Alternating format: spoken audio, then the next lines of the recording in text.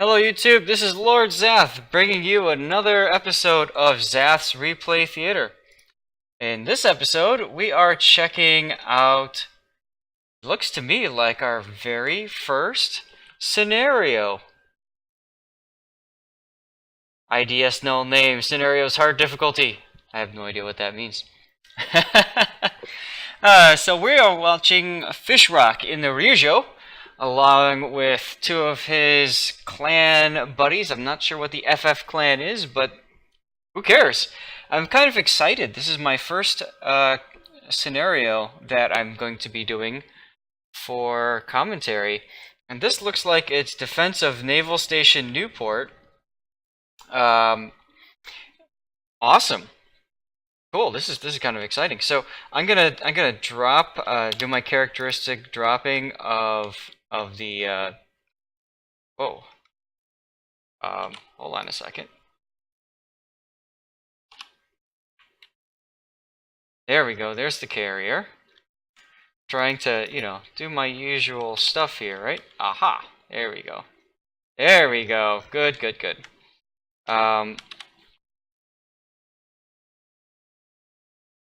So we're gonna go in to do our typical screenshots here, and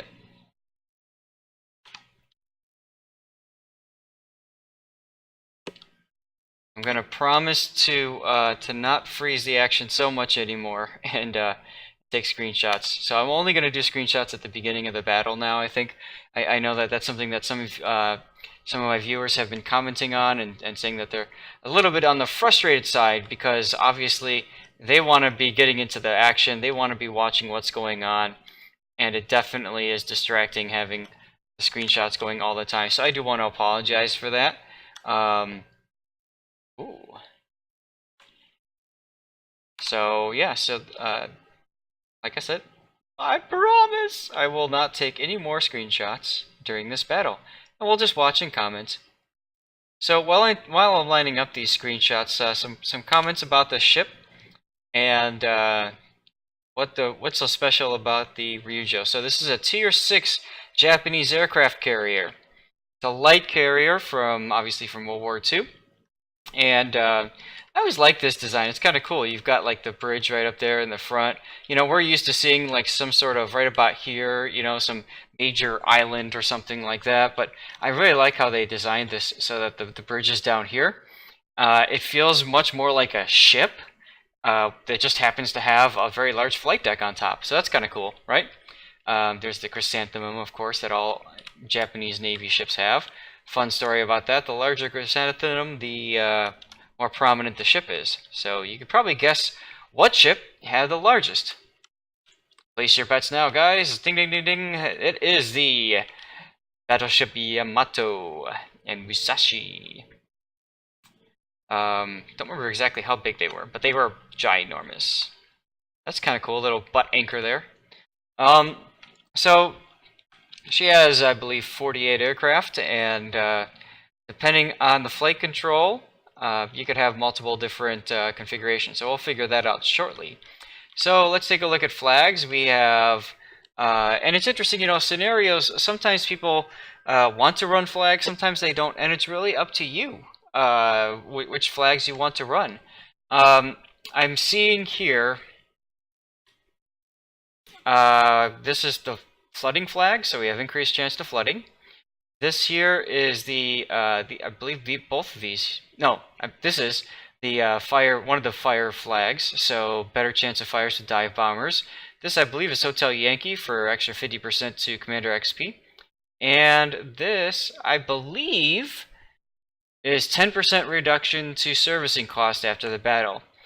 Of these 4 flags, these are all decent flags to run on a carrier. I don't like this one. Tier 6, if this is the flag I think it is, the 10% to credits, there's no point to using that at a Tier 6 ship. You're better off saving these for Tier 8, 9, 10, because that's when it gets really, really stupid expensive. This flag here, you can use it to train up a commander, that's fine. If you're going to use this flag, personally, I like to invest the other XP flags with it so that they kind of multiply off each other, and that helps. Now, in scenarios, you get decent rewards. It's not quite the same as a random battle, but it's definitely better than co-op. So if you're somebody who mainly plays co-op, then this might be a good flag for you to use. If you're somebody who plays mainly random battles, I wouldn't invest that flag here. That's just my take on it. Okay, screenshots done. Talking about the ship done. We also see Halloween camo. This adds 100% to XP at the end of the battle, which of course jives really well with the Commander XP one.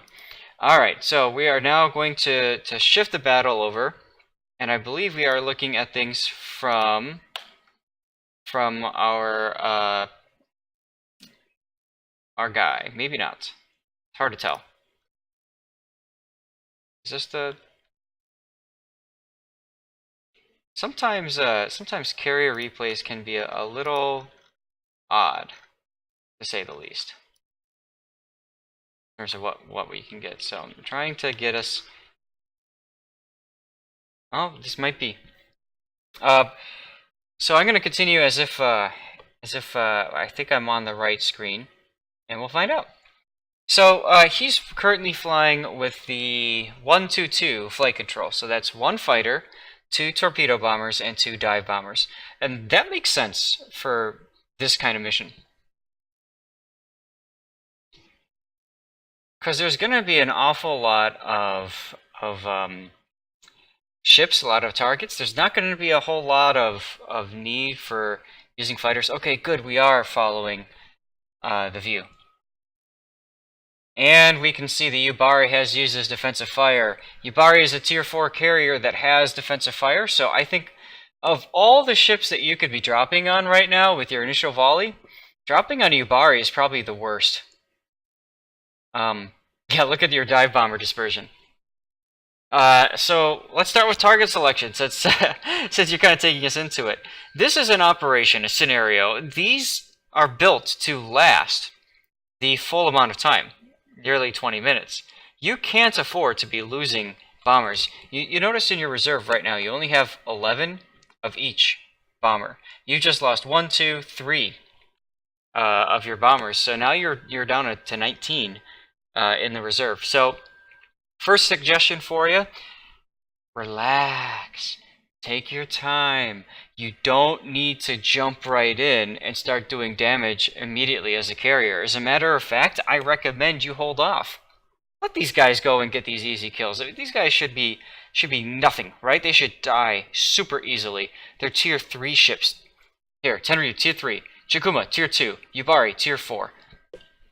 Let them die, or at least ask your division mates to focus the Yubari so that you're not losing too much in terms of aircraft. You see that? You didn't do any damage, and look, they died anyways. So, my suggestion, have your planes up, have them ready to go, but don't commit them right off the bat. Alright, see? Now is when you want to commit those planes, right? You can go and you can snipe that Zuiho, get him out of the sky, and then maybe even kill off the Kaiser or the Isokaze would be my suggestion for target priorities. The T-22, obviously, has got decent torpedoes, but I don't think destroyers are that much of a threat in these operations. They rarely actually maneuver, so as long as you don't like derp into their torpedo spread, you're typically okay. Now, here's a bit of a misplay too. You are engaging those fighters over 2 ships' anti-airfields, right? The Isokaze, which is pretty weak, and the Kaiser, which is obviously relatively decent. That's a bad idea. You're going to lose some planes here. If you were going to do something about those fighters, my recommendation would have been to strafe through them, or at least, you know, engage them outside the anti-airfields. Alright, Group 4 has now dropped on the Isokaze. It looks to me like you are doing automatic drops, and I would recommend you consider learning how to do manual drops. Manual drops are far more accurate, especially for Japanese carriers. your drops are going to be are going to hit much better. Automatic drops, they just don't work well in especially against a destroyer or something that's nimble like that. They'll just dodge your torpedoes, like you saw the Yasukaze and T-22 doing. If you aren't comfortable with manual drops, then my recommendation is do what's called a cross drop. And a cross drop works so that you drop both of your torpedo bombers. You time it so that they come in at the same time and drop, but they come in from 90-degree angles. And what that does is it forces forces the enemy ship to decide which torpedoes they're going to angle towards and which ones they're going to essentially allow through. And cross drops are very effective at just about any ship. So just a suggestion for you when it comes to torpedoing. The other thing is, like I said, get some practice. This is a great opportunity for you to get some practice with manual drops. If you don't know how to manual drop, it's relatively easy. You hold down the Alt key, and then you get the drop cursor. You approach the target from the direction you want to drop, and then you hit Alt, and you drop, and then you click, and then boom. So that's my suggestion. Group 2, by the way, is out of ammunition. I think you had a bit of a misplay there by allowing that group to get into a fighter duel with no ammo. All he's going to do is sit there and get shot down and be held in place. So he's not helping you at all. Once the enemy fighters run out of ammunition, then they can all break away and all that kind of stuff. Now, Group 3 is going near the Ishizuchi, but you could see he might disappear in the smoke. Your approach angle is off. When you attack like that, it's very easy for a ship to dodge. All they have to do is hit the rudder to the right, and that's all. You got one torpedo hit. Now, had you come in from the back rear, and see this one, you're going to get nothing, right? Because he's already turning. So if you were going to drop that second one, come in from the other side, drop him from the left side, because you know that this guy's rudder is going to be over on the other direction. Now you're dropping your bombs on the Ryujo. Okay, I understand what you're thinking, but here's the problem. You allowed that fighter to shoot down one of your bombers, right? Honestly, you would have been better off holding your bombers back and waiting until your fighters come back again. Take a look now. You have continued to lose more of your reserve planes. You've lost another 3 that are going to come back, so you're going to be left with fewer and fewer reserves, and you still have 12 minutes left in the battle. So, again, like I was getting at, when you're dropping on, let's say you're dropping on this Kaiser, okay? You see the way the shells are coming in? Don't do that. Instead, I'm going to pause. Come in from this side, and come in from this side. So, one torpedo bomber comes in, and the other torpedo bomber comes in, like this, okay? And it's a 90-degree angle. See how the torpedo bombers make a 90-degree angle to each other? And if you can get them to drop at the exact same time, what's going to happen is you're going to have 4 torpedoes, and the Kaiser is going to have to turn left and take 4 or maybe 2 or 3 torpedoes by turning left, or turn right and take 2 or 3 torpedoes by turning left or right.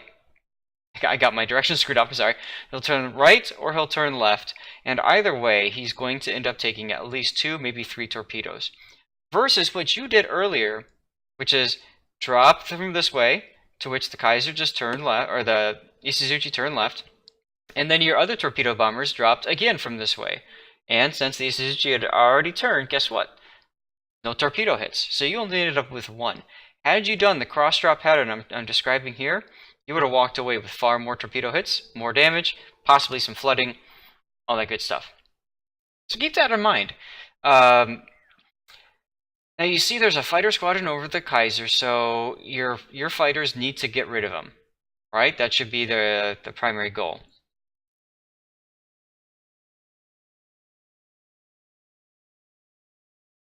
Now you're also notice, for those of you guys who don't know this operation that well, there are 2 repair ships. There's one here and one here. This one is moving around. But if you ever get low on health, like I would say about half health, you get your ship to the repair base as quickly as possible. And I'm gonna click away for a second. I want to see where. Okay, so they're at about. They're doing okay health-wise. Here you go again, dropping on the Aoba from the front. And watch, the Aoba is just going to turn. That's all he's got to do. Now you're trying to do a cross drop here, but the island gets in your way. Alright, let's see what Group 4 does. See, now that's the better angle, because you're coming in from the rear a little bit, and that's going to force the Aoba to decide how it's going to turn. And I think it's gonna hit the island, or it's gonna hit. Boom! There you go. See, that's the proper way to drop on that ship. Not from the front, but from the rear. Somehow you lost your fighters, and I don't know how. You had them loitering over the cruisers, and I think what happened was the fighters took the brunt of the anti-air from those ships. Now, Yacht Club, your buddy Yacht Club, at this point needs to be turning back and getting himself healed up. Also, you see that perimeter line? If those ships go past the perimeter line, you've lost one of your objectives. So it looks like Fishrokk is... Yep.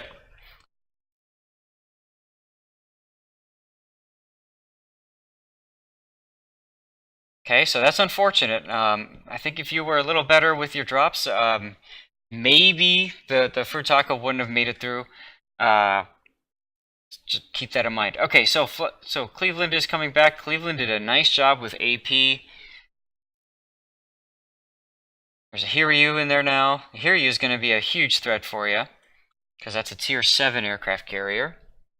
And I can see you're already looking at him and saying, how can I kill that? I would recommend you don't. I would recommend instead you focus on these other ships that are near yours and keeping them alive. That Shiratsuyu right here, big problem for your team. Big problem. Nail it. That's my recommendation in terms of target priorities.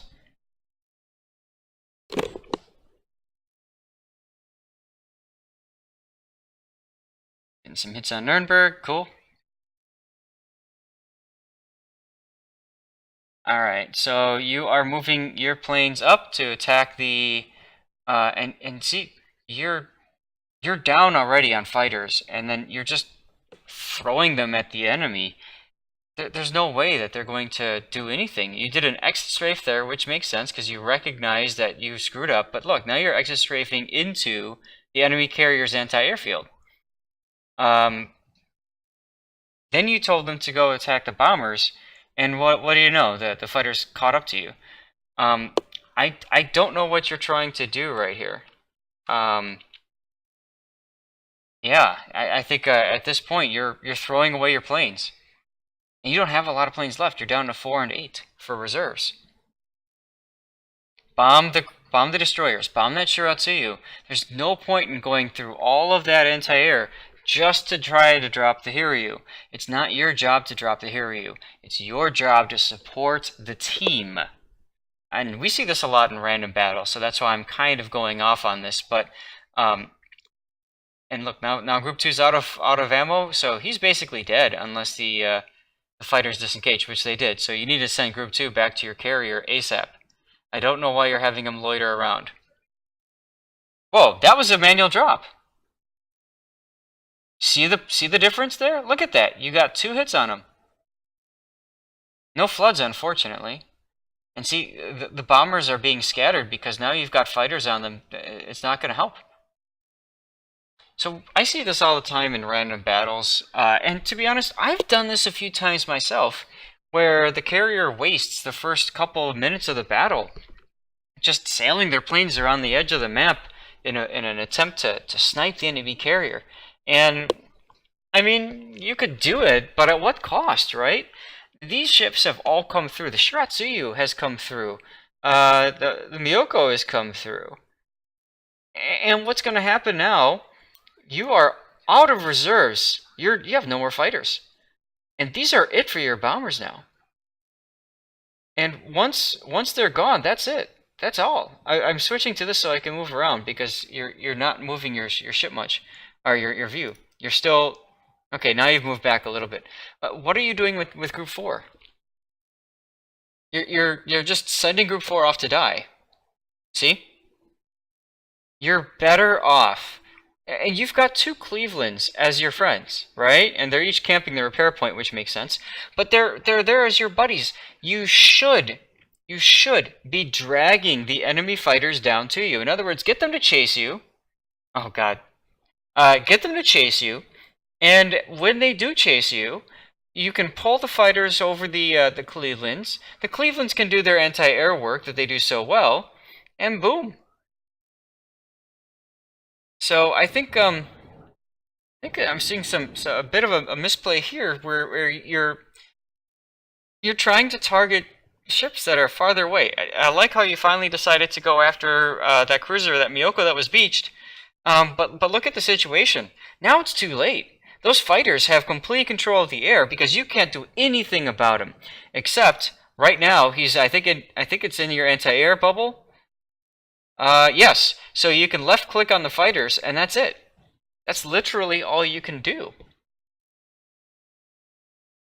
So I think this is a situation where you really need to be working on your target priorities and saying, all right, I gotta support the team first, right? And help them out. A carrier snipe in this mode isn't that effective. You're far more effective escorting your buddies, killing off cruisers that are nearby. Nice close quarters on that yacht club there. And I think that's a far better use of your aircraft than what you're doing right now. That being said, there's 4 minutes left. You have to hold out until the arrival of the Allied attack squadron, and you're probably going to succeed at that. The reason I say probably is because there's just 2 ships left, right? Now, you're not even looking at them.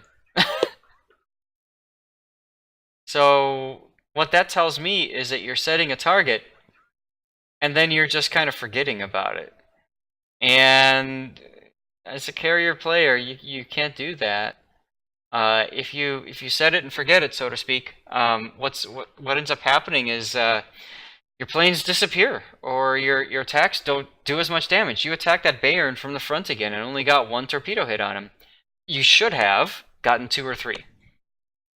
You probably would have gotten 3 if you manual dropped, and you probably would have gotten 2 if you had attacked from the rear. Regardless, now there's just the Koenig left and the Hiryu. See, here's where you can let your team do their job. Kill the Koenig, and then they can go kill the Hiryu. And you almost have to let them do that now, because at this point, you have like nothing left on aircraft. So yeah, I don't know why you're focused so heavily on that Hiryu when you are ship detected. So that Koenig is coming in. He's probably going to shoot you. He's firing right now.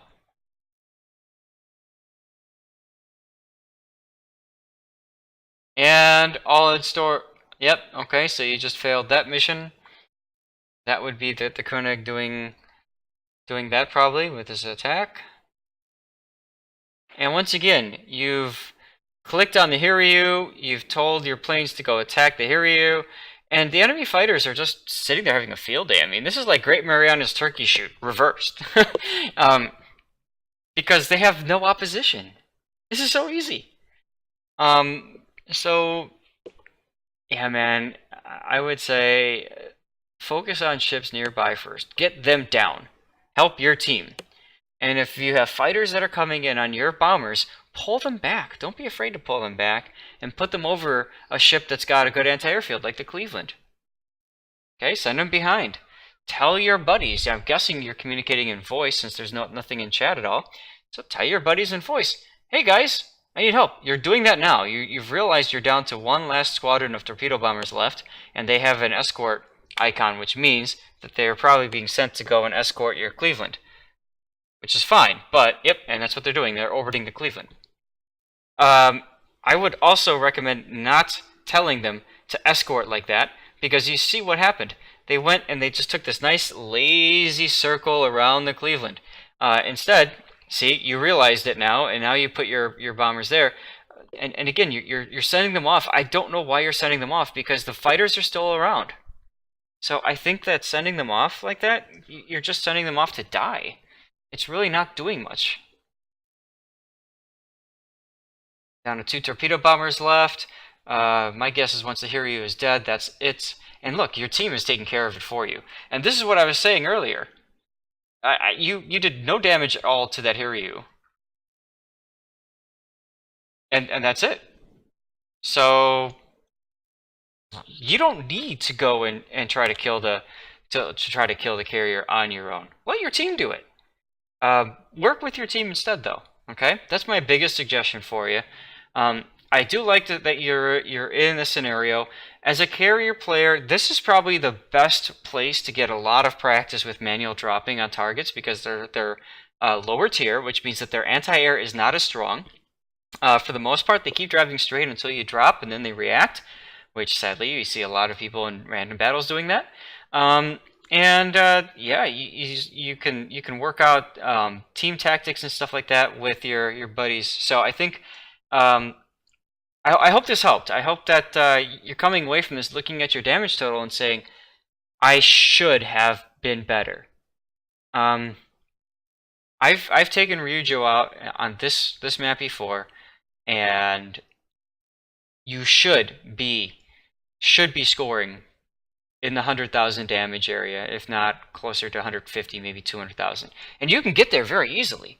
You just have to work on your manual drops. You have to work on timing your drops and focusing which ships you're going to drop on first.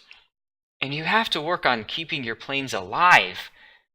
You don't want to be in the situation. It's the end of the battle, 1 minute left, and you have no planes left. You want to be at the end of this battle with planes left, and maybe even some in reserve. Because what that means is that you're doing work. All right, so thank you for sharing this replay. This was exciting because it's my first time actually commenting on somebody else's scenario. So that's really cool. So thank you for that. As always, if anybody has a replay, please send it my way. I'd be happy to look it over, give you some commentary.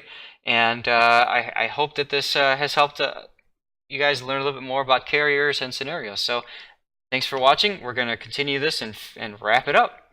Have a great rest of your day, everyone.